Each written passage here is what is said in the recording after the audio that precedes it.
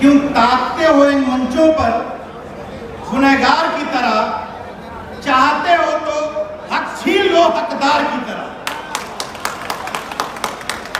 इस शानदार मौसम में बुद्धिस्ट भारत बनाने के लिए देश के कोने कोने से जो यहाँ लोग आए हैं, सबसे पहले आप सभी लोगों को क्रांतिकारी जय भीम, नमो बुद्धाय, चार लोगों को याद करना इस मंच पर बेहद जरूरी है। सबसे पहले तथागत बुद्ध, इसके बाद सम्राट अशोक, जिनकी वजह से इस देश में बुद्ध धर्म का प्रचार प्रसार हो सका। तीसरा बाबा साहब और चौथे मान्यवर कालसी राम, जिनका आज स्मृति दिवस है। उन सब के चरणों में श्रद्धा सुमन अर्पित करते हुए सीधे सीधे मुद्दे पर आता हूं। दिल्ली में 22 प्रतिज्ञाएं ली गई। उन 22 प्रतिज्ञाओं से तथाकथित मनुवादियों के सीने पर सांप लौट गए। अब मैं पूछना चाहता हूं, पूरे तर्क के साथ, पूरी रैशनैलिटी के साथ, पूरी जिम्मेदारी के साथ, पूरे संवैधानिक मूल्यों के साथ, कि मैं अगर ये कह रहा हूं इस मंच से कि मैं ब्रह्मा विष्णु महेश में भरोसा नहीं रखता, तो तुम जबरदस्ती रखवाओगे क्या? इस देश का संविधान, इस देश की कोर्ट मुझे ये इजाजत देती है कि मैं कह सकूं कि मैं नास्तिक हूं। इस देश का संविधान मुझे इजाजत देता है कि मैं गर्व से कह सकूं कि मैं बौद्धिस्ट हूं। अगर मैं बौद्धिस्ट हूं तो ये कौन सा दोहरा चरित्र है ये बात कहने में कि मैं ब्रह्मा विष्णु महेश में भरोसा नहीं रखता? इसमें कैसे किसी के धर्म का अपमान हो गया, कैसे किसी की भावनाएं हाथ हो गई? ये तो मुझे भी है कि मैं किसमें भरोसा रखता हूं, किसमें नहीं रखता। इसमें तकलीफ कहां हो गई तुम लोग? लेकिन यहां सामने बैठे हुए लोगों से एक अनुरोध करना चाहता हूं मैं कि मंचों से जब नारे लगवाए जाते हैं तो नारे बड़े शिद्दत के साथ लगाए जाते हैं कि बहेलिया आएगा, जाल बिछाएगा, हमको फंसाएगा, लेकिन हम फंसेंगे। लेकिन ध्यान रखिए सभी लोग, मंच पर और नीचे, रट्टू तोता नहीं बनना है। हर चुनाव से पहले ये नहीं रखना है कि झोली वाला बाबा आएगा, खुद को फकीर कहलाएगा और जाल बिछाएगा राशन का, हमको फंसाएगा और हम फंस जाएंगे। ये नहीं होने देना है। अगर असली बुद्धिस्ट हो तो ये प्रण ले लो कि बुद्धिस्ट का मतलब है, आपको पता है कि मैं कौन सा वाला बुद्धिस्ट हूं। मुझे तथागत बुद्ध की एक बात जो सबसे पहले समझ में आई, वो ये कि बुद्ध को जो ज्ञान की प्राप्ति हुई थी, पता है आप लोगों को क्या ज्ञान की प्राप्ति हुई थी? पता है? सब लोग कहते हैं कि बुद्ध को ज्ञान की प्राप्ति हुई थी, बुद्ध ने सत्य की खोज की थी। बुद्ध को जो ज्ञान की प्राप्ति हुई थी, बुद्ध ने जो सत्य की खोज की थी, वो ये थी कि इस दुनिया में कोई ईश्वर नहीं है, कोई ईश्वर की सत्ता नहीं है। जब ईश्वर की सत्ता नहीं है तो ये दोगलापन छोड़ दो। इस मंच पर या नीचे बैठा हुआ कोई व्यक्ति अगर अपने हाथ में लाल धागा बांध करके नमो बुद्धाय करेगा तो वो बहुजन मिशन का द्रोही है। लाल धागा बांध करके घर में मनुवादी देवी देवताओं को रख करके हाथ जोड़ रहा हूं कि नमो बुद्धाय जय भीम कहना बंद कर दो। वो व्यक्ति जो अर्चक संघ को मानता है, जो महामना रामस्वरूप वर्मा से लेकर के जगदेव बाबू पेरियार रामास्वामी नायकर की जयंती मनाता है और अगले ही दिन जाति महासभा के कार्यक्रमों में चला जाता है, वो बहुजन समाज का द्रोही है। इस मंच से जितने भी वक्ता बोले हैं, मैं आह्वान करता हूं कि प्रण लो इसी मंच पर कि आज के बाद किसी जाति महासभा के कार्यक्रम में नहीं जाऊंगा। तय करिए इसी मंच पर, ये दोगलापन नहीं चलेगा कि बहुजन भी बने रहे और जाति महासभाओं में पदाधिकारी भी बने रहे। ये दोहरा स्टैंडर्ड नहीं चलेगा। 30 साल से, 35 साल से, 40 साल से लोग अपने आप को अम्बेडकरवादी कहते हैं और जाति महासभाओं में बटे हुए भी हैं। जो अपने आप को अर्चकवादी कहते हैं, वो जाति महासभाओं के पदाधिकारी भी हैं।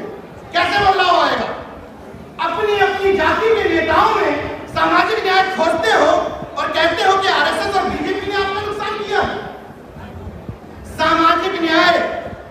जिस दिन असली व्यक्ति को पहचानने लगे, एमके स्टालिन के शान में कसीदे गढ़ने वाले लोग अगर एमके स्टालिन उत्तर प्रदेश में चुनाव लड़ने आ जाए तो उसकी जाति खोजेंगे। गारंटी से बता रहा हूं, जाति पहले खोजेंगे कि एमके स्टालिन हमारी जाति का है कि नहीं है। जब तक तारीफें इस आधार पर होंगी कि हमारे जाति का नेता 2 मिनट संसद में बोला था, यह सामाजिक न्याय है। हमारी जाति का नेता पेपर में कटिंग में लिखा था कि जातिवार जनगणना की बात की, यह सामाजिक न्याय है, तब तक परिवर्तन नहीं होना है। कान खोलकर सुन लो। इसलिए इन मंचों से 22 प्रतिज्ञाएं जो ली जाएंगी, उनमें एक प्रतिज्ञा और ऐड कर लो। मेरी तरफ से बंदे जी से अनुरोध है कि हम उस धर्म के देवी देवताओं के अलावा अपने जाति के नेताओं को पहले राजा रानी और फिर देवी देवताओं की तरह नहीं पूजेंगे। इस मन से क्लियर करना पड़ेगा कि हम जाति के ठेकेदारों को देवी देवता नहीं बनाएंगे और तथागत को, बाबा साहब को देवता और भगवान नहीं बनने देंगे। ये गौर से सुन लीजिए, अगर बाबा साहब के सामने अगरबत्ती लगाते रहे और तथागत बुद्ध को उसी सिस्टम के साथ पूजते रहे तो वो तो देर नहीं जब नागपुर में आरएसएस के मुख्यालय में बाबा साहब की प्रतिमा रख करके पूजने लगेंगे ये लोग, क्योंकि वो चाहते हैं कि आप लोग पूजने की परंपरा में बने रहें। वो चाहते हैं कि आप अगरबत्ती दिखाते रहें। भाई ये कौन सा पाखंड का विरोध है कि उनके वाले लिंग को पूजो तो पाखंड का विरोध और हमारे वाले को पूजो तो हम वैज्ञानिक हैं। ये कैसा विज्ञान है? पाखंड विरोध, पाखंड विरोध। इसलिए जिन लोगों ने कहा कि नीरज पटेल बुद्धिस्ट हो गए, उनको मैं बताना चाहता हूं कि मैं साइंटिफिक बुद्ध का अनुयायी हूं, पाखंड वाले बुद्ध का नहीं। मैं कहीं भी किसी भी कीमत पर पाखंड को बर्दाश्त नहीं कर सकता। ये मेरी दिक्कत है, अच्छा लगे या बुरा लगे। मैं उस बुद्ध का अनुयायी हूं जो कहता था कि मैंने कुछ कह दिया, मैंने कुछ लिख दिया, मैंने कुछ बोल दिया, इसीलिए उसको सच ना मानो। पहले तर्क की कसौटी पर कसो कि मैंने जो बात कही वो तार्किक रूप से कितनी सही है, तब उस बात। संगठनों में, नेताओं में देवी देवता खोजने लगे, उनको राजा रानी की तरह ट्रीट करने लगे, इसीलिए बदलाव नहीं हो पा रहा। तीन कैटेगरी के जागरूक लोग हुए। एक कैटेगरी के वो जो इस तरह के कार्यक्रमों में जाने लगे, उससे एक कैटेगरी आगे बढ़ी, महापुरुषों की जयंतियां मनाने लगे। लेकिन मुझे वो तीसरी कैटेगरी चाहिए जब जातियों के आधार पर महापुरुषों की जयंतियां बंद हो जाए। ये जो दूसरे किस्म के जागरूक है ना, ये समाज का बंटाधार किए हैं, जागरूकता का ठेका भी लिए हैं और जाति के महापुरुषों के नाम पर एक्टिव भी हो जाते हैं। ये बदलाव लाना पड़ेगा।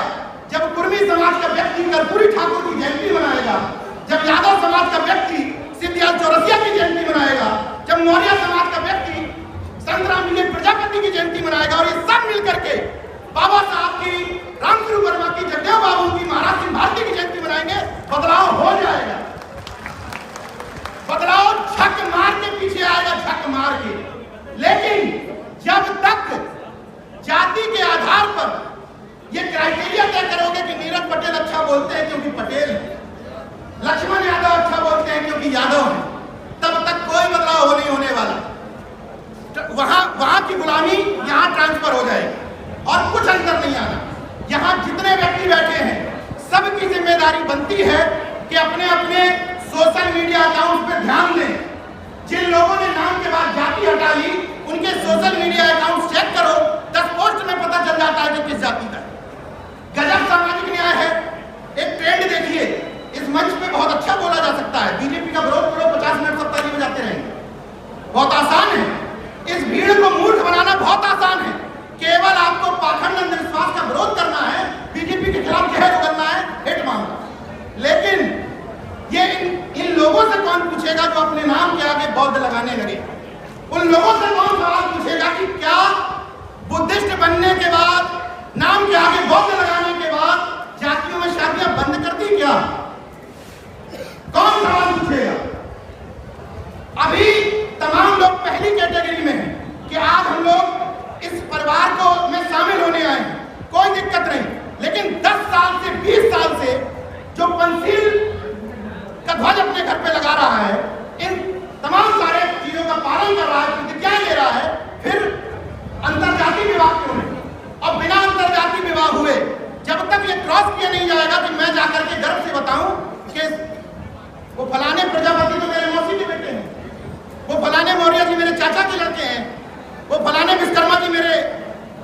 मौसी के बेटे हैं, जब ये कनेक्शन हो जाएगा, ये वैचारिक रिश्तेदारी डेवलप हो जाएगी, किसी मंच की, किसी संगठन की कोई जरूरत नहीं रह जाएगी। इसलिए इस मंच से आह्वान करता हूं, मैं द्रोही हूं समाज का, इस मंच से कह रहा हूं क्योंकि तब तक मेरी चेतना विकसित नहीं हुई थी।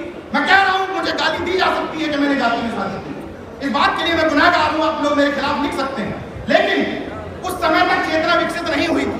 लेकिन अब चेतना विकसित हुई है, गर्व के साथ कह रहा हूं कि मेरे बेटे का नाम है कबीर, और बचपन से लेके अभी तक कबीर को, महिलाएं बात से सुन ले, कबीर को न काला धागा हाथ में पहनाया है, न टीका लगाया है, न हाथ पहनाई है, न चाकू लगाया है, लेकिन मेरे बेटे को नजर नहीं लगती क्योंकि वो तार्किक पिता का पुत्र है। और कबीर अपनी जाति में शादी नहीं करेगा, इस मन से ऐलान करता हूं। ये वैचारिकी बढ़ानी पड़ेगी। मंचों पर भाषण देने वाले अपनी तरफ उंगली करके पूछें कि हम कितने सुधरे हैं, हमने इस सामाजिक परिवर्तन की दिशा में कितना काम किया है, तब सही अर्थों में बदलाव आ जाएगा। एक अनुरोध और